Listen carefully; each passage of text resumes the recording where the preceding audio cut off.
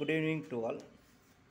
So இப்போ என்ன பார்க்க போகிறோம்னா கெய்லிஸ் தியரம். ஓகேங்களா? ஆக்சுவலாக கெய்லிஸ் தியரம் வந்து நம்ம என்ன பண்ணுவோம், யூஜி லெவலில் என்ன பண்ணியிருப்போம்னா, ஒரு every finite group is isomorphic to sub group of permutation குரூப்னு படிச்சிருப்போம். சரிங்களா? அது யூஜி லெவலில் ஃபைனைட் குரூப்பை பற்றி பேசியிருப்பாங்க. ஸோ நம்ம வந்து எம்எஸ்சி லெவலில் என்ன பண்ணுவோம்னா, every group need not be finite. Every group is isomorphic to a subgroup of AFS. AFS for some appropriate set is. Appropriate or some suitable set. So, S-ங்கிறது நம்மளோட சாய்ஸ். சரிங்களா? ஸோ அதாவது வேர் for எஸ்ங்கிறது நான் empty set, ஏஎஃப்எஸ்ன்னு அர்த்தம்னா collection of bijective maps from the set to the set S to S. இல்லை, எஸ்லேருந்து எஸ்ஸுக்கு போகக்கூடிய bijective மேப்போட collection தான் அந்த ஏஎஃப்எஸ். அப்போ இது வந்து என்ன ஆகும்னா, ஆக்சுவலாக நம்ம எஸ்டெயின் புக்லேயே ஃபஸ்ட் எடுத்தோன்னா ஸ்டார்டிங் தான் கொடுத்து ஏஎஃப்எஸ்ஸை பற்றி தான் இன்ட்ரடக்ஷன் கொடுத்துருப்பாங்க, குரூப் தியரி ஸ்டார்டிங்கு. இப்போ ஏஎஃப்எஸ்ஸு இதுவே ஒரு குரூப் ஆஃப் ஃபார்ம் ஆகும். AFS composition of function is a group. சரிங்களா? இது குரூப் ஃபார்ம் பண்ணோம். சரிங்களா? அதுதான் சொல்லியிருப்பாங்க. இது ஒரு குரூப் ஃபார்ம் பண்ணுது. இப்போ இதுக்கு வந்து இதோட ஏதோ ஒரு சப் குரூப்புக்கு நம்ம எந்த ஒரு குரூப் கொடுத்தாலும் ஐசோமார்பிக்காக இருக்கும். சரிங்களா? ஆனால் எஸ்ங்கிறது நான் எம்டி செட்டு. இப்போ நீங்கள் ஃபைனைட் குரூப் கொடுத்தீங்கன்னா எஸ் வந்து ஃபைனைட்டாக மாறிடும். சரிங்களா? எஸ் இன்ஃபினைட், இது இந்த குரூப் இன்ஃபினைட்டாக இருந்தால் எஸ் வந்து இன்ஃபினைட்டாக மாறிடும். அதுக்கு தகுந்த மாதிரி அட்ஜஸ்ட் பண்ணுறீங்க. அதான் ஃபார் அப்ராப்ரியேட் செட் எஸ்ன்னு சொல்லியிருக்கோம். எஸ்ங்கிறது அட்ஜஸ்டபிள் செட்டு, அதுவே ஆட்டோமேட்டிக்காக அட்ஜஸ்ட் பண்ணிக்குவோம். சரிங்களா? இதுதான் தியரம் ஸ்டேட்மெண்ட். ஸோ எம்எஸ்சிலன்னு இப்படி தான் சொல்லணும், எவ்ரி குரூப்னு தான் சொல்லணும், ஃபைனைட் குரூப்னு சொல்லக்கூடாது. சரிங்களா? Right. So every group is isomorphic to a sub group of AFS. ஏஎஃப்எஸோட ஏதோ ஒரு சப் குரூப்புக்கு ஐசோமார்பிக்காக இருக்கும். சரிங்களா? ரைட். அடுத்து இன் பர்டிகுலர் இப்போ தான் நம்ம இது வந்து பிஎஸ்சி லெவலில் உள்ள concept. Every finite group of order n is isomorphic to a sub group of S n. இதோட பர்டிகுலர் கேஸ் ஆக்சுவலாக என்னென்னா, எஸ்ங்கிறது நான் எம்டி செட் எடுத்துருக்கோமா. இப்போ எஸ்ங்கிறது என்னது, ஒன்லேருந்து என் வரைக்கும் உள்ள ஒரு என் எலமெண்ட்ஸுக்கு ஒரு செட் எடுத்துக்குவோம். சரிங்களா? இப்போ ஏஎஃப்எஸ் வந்து எஸ்என் வந்துடும். ஓகேங்களா? அது எஸ்லேருந்து என்லேருந்து என் போகிறது. இப்போ ஏஎஃப்எஸ் எஸ்என் வந்துடும். அப்போ இந்த இடத்துல we replace A S by S n replace பண்ணிடலாம். அவ்வளோதான். ஓகேங்களா? Very simple. ஓகே. அடுத்த ஒரு இம்பார்ட்டன்ட் ரிசல்ட் என்னென்னா, ஆல்ரெடி இதுலேருந்து கொஞ்சம் இதுவுமே இந்த சிஎஸ்ஆர் எக்ஸாமில் அடிக்கடி கேட்கக்கூடிய கொஷின்ஸ் 2-3 பேர் கேட்டிருந்தாங்க. ஸோ எனக்கு என்ன தெரியுமா, அதாவது அந்த குரூப்புக்கும் எஸ்என்னுக்கும் ஒரு ரிலேஷன் தெரிஞ்சு போச்சு. இவங்க என்ன பண்ணுறாங்கன்னா, for every n belongs to N, SN, symmetric group SN is isomorphic to a subgroup of AN+1. Subgroup of AN+2. சரிங்களா? SN வந்து இந்த AN plus alternating group இருக்குது பார்த்தீங்களா? ஸோ இதோட ஏதோ ஒரு சப் குரூப்புக்கு ஐசோமார்பிக்காக இருக்கும். பாருங்கள், இது அதோட அட்வான்ஸ்டாக இருக்கும். சரிங்களா?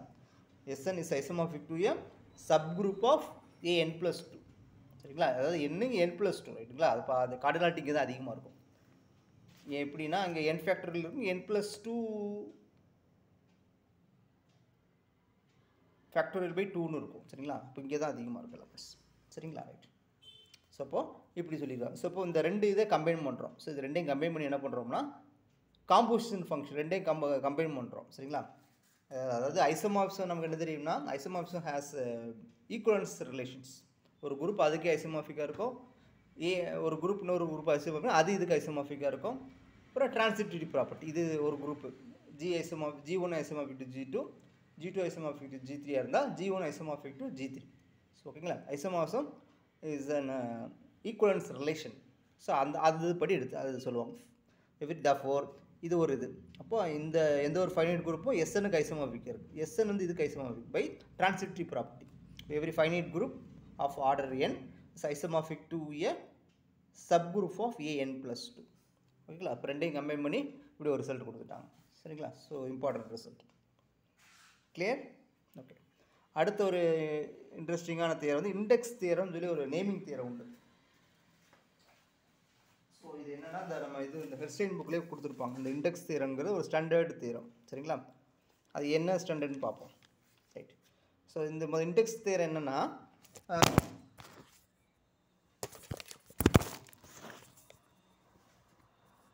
கீழே விழுந்துருச்சு. அதாவது இண்டெக்ஸ் தியரம் என்னென்னா,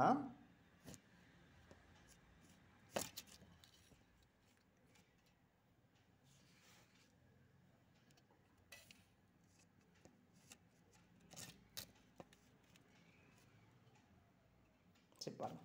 இண்டெக்ஸ் தியரம் என்ன சொல்லுதுன்னா, ஒரு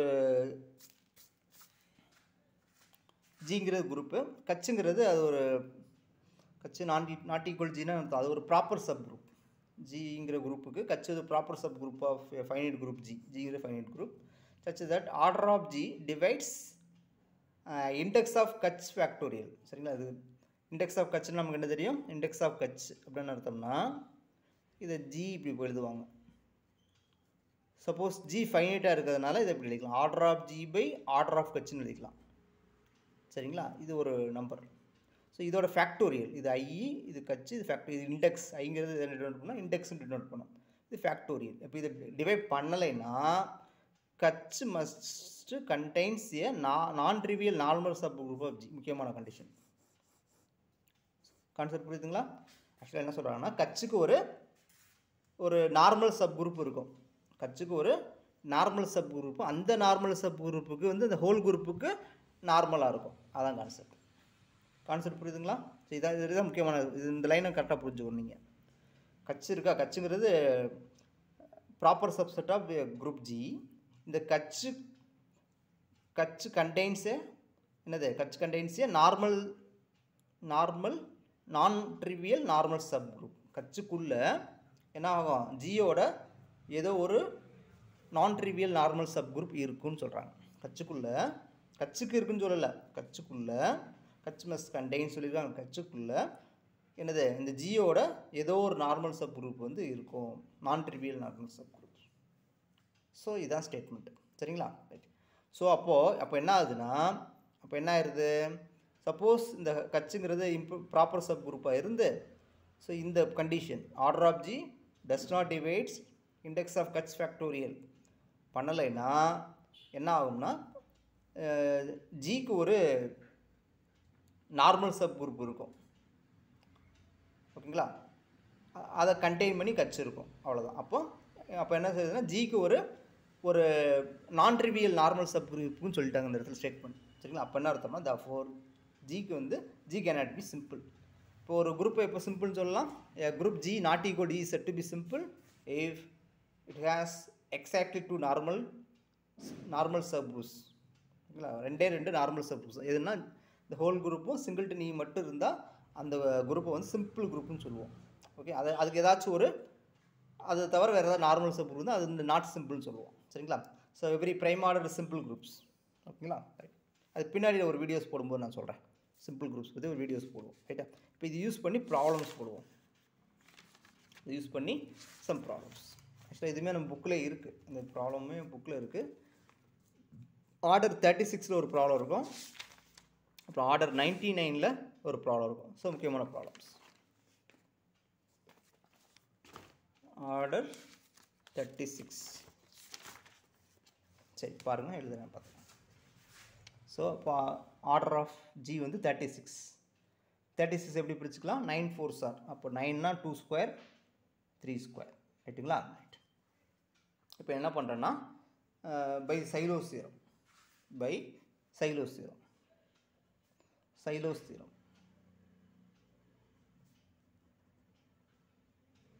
ஸோ என்ன வரும்னா, அதாவது 3 square divides order of G. 3 square divides order of G. Therefore, G has a 3 silo subgroup. 3 silo subgroup of order 3 square. Order 9 தெரியும். சரிங்களா? அதே மாதிரி இதுவும் வந்துடும். அதே மாதிரி இதுக்கும் வந்துடும். ஸோ இப்போ 2 square divides order of G. Therefore, G has a 2 silo subgroup of order 4னு வந்துடும். சரிங்களா? அதுவும் வந்துடும். சரிங்களா? therefore 2 square divides order of G implies G has a 2 silo subgroup of order 2 square 4. ஓகேங்களா? ரைட். ஸோ இப்போ நம்ம என்ன பண்ண போகிறோம்னா, இந்த இதை எடுக்க மாட்டோம், இதை எடுத்துக்கிறோம். சரிங்களா? சப்போஸ் இந்த பி சைலோ சப் குரூப்பை நான் கச்சுன்னு எடுத்துக்கிறேன். இந்த பி சைலோ சப் குரூப்பை நான் கச்சுன்னு எடுத்துக்கிறேன். ஓகேங்களா? இப்போ ஆர்டர் ஆஃப் கட்ச் வந்து 9. இந்த பி சைலோ சப் குரூப்பை வந்து நான் கட்சின்னு எடுத்துக்கிறேன் ரைட்டுங்களா ரைட் அப்போது கட்சி வந்து so proper subset of G கட்சி வந்து ப்ராப்பர் சப்செட் ஆஃப் ஜின்னு வந்துருச்சு ரைட்டா இப்போ இது 3 ஸ்கொயர்னு இருக்கா இப்போ பி ஸ்கொயர் ஆர்டரில் இருக்கு அப்போ இம்ப்ளைஸ் கட்சிஸ் எபிலியன் வந்துருச்சு ஸோ இதெல்லாம் தேவையில்லை ஜஸ்ட் தெரிஞ்சு வச்சு கட்சிஸ் எபிலியன் ஆக்சுவலாக நம்ம சைலோஸ் தியரத்தை வச்சு பண்ணலாம் இப்போ நம்ம இதை வச்சே பண்ணிக்கோம் இப்போ இண்டெக்ஸ் ஆஃப் ஐ கட்சி கண்டுபிடிக்கணுமா இப்போ இதுக்கு ஃபார்முலான ஜி ஈஸ்ட்டு கட்சின்னு போடுவாங்க இதுக்கு வந்து order of G by order of கட்ச் ஸோ ஜிங்கிறது ஃபைனைட் குரூப்பாக இருக்கிறதா இப்படி எழுதிக்கிறோம் ஆர்டர் ஆஃப் ஜி வந்து 2 square into 3 square order of கட்ச் வந்து 3 ஸ்கொயர்னு வச்சுக்கிறோம் ஸோ 4 வந்துருக்கு ரைட்டுங்களா அப்போது இப்போ என்ன பண்ணோம் அந்த தியரம் என்னது order of G does not divides index of கட்ச் ஃபேக்டரியல் பார்க்கணும் சரிங்களா ஆர்டர் ஆஃப் ஜி வந்து எவ்வளவு 2 ஸ்கொயர் இன்ட்டு 36 டிவைட்ஸ் இந்த இது கட்சினா 4 ஃபேக்டோரியல் சரிங்களா 4 ஃபேக்டோரியல் டிவைட் பண்ணுமா டிவைட் பண்ண ஏன்னா இது வந்து 24 சரிங்களா இப்போ 36 டஸ் நாட் டிவைட்ஸ் 24 அப்போது பை திஸ் ஸ்டேட்மெண்ட் அந்த ஸ்டேட்மெண்ட் எழுதலாமா இப்போ இந்த ஸ்டேட்மெண்ட் என்னது டிவைட் பண்ணலைன்னா தென் கட்சுக்கு என்னது கட்சுக்குள்ளே ஜியோட ஏதோ ஒரு நார்மல் சப் குரூப் இருக்குன்னு சொல்லியிருக்கோம் therefore கட்ச் contains a normal sub group of G அதாவது ஜிக்கு ஒரு நார்மல் சப் குரூப்னு சொல்லியிருக்கோம் therefore that is G has a normal subgroup இருக்குன்னு சொல்லியிருக்கோம் therefore G is not simple G has a G contains a normal subgroup G has a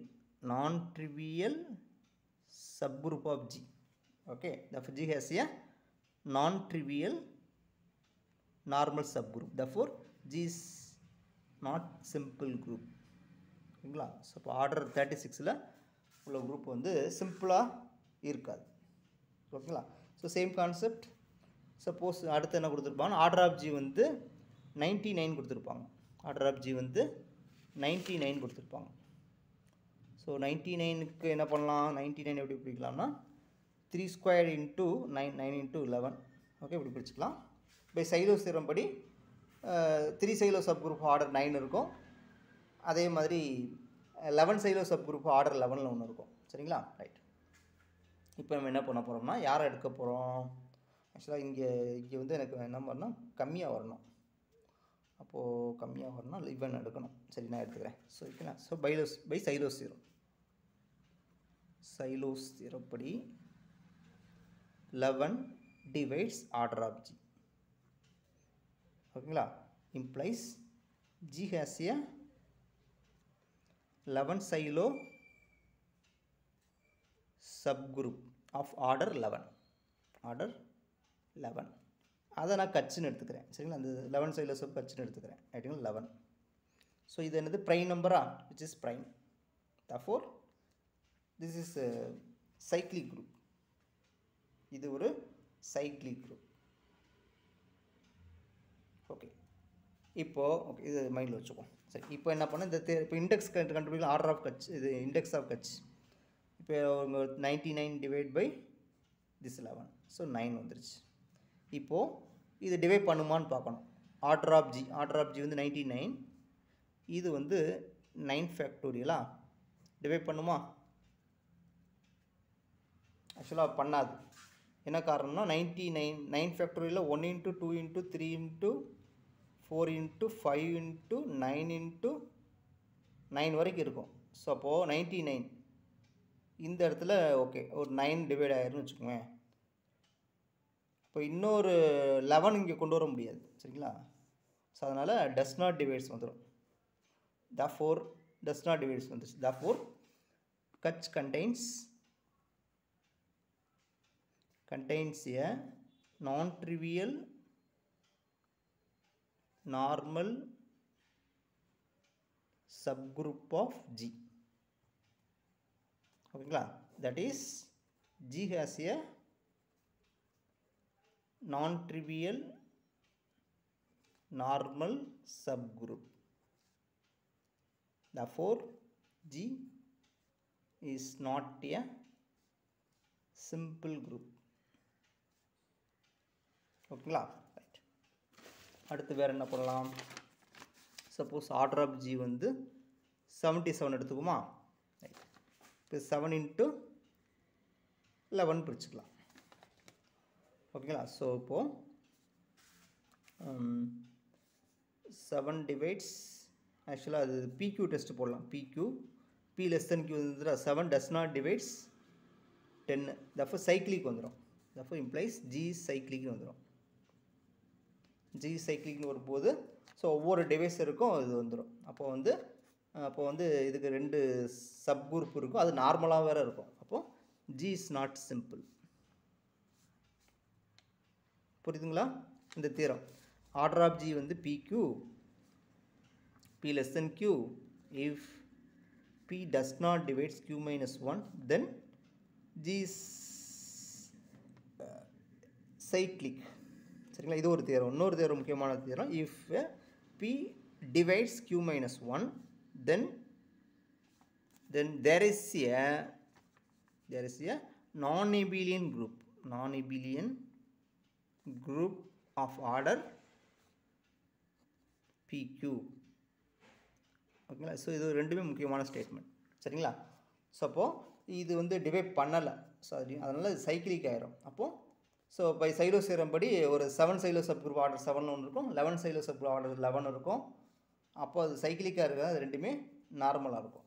அப்போது ஒரு இந்த whole group ஐடென்டிட்டியை தவிர அது எக்ஸஸாக இந்த 2 நார்மல் சப் குரூப் வந்துருக்கு. அதனால் ஜி கேனாட் பி சிம்பிள். ஓகேங்களா? ஓகே, தேங்க்ஸ் ஃபார் வாட்சிங்.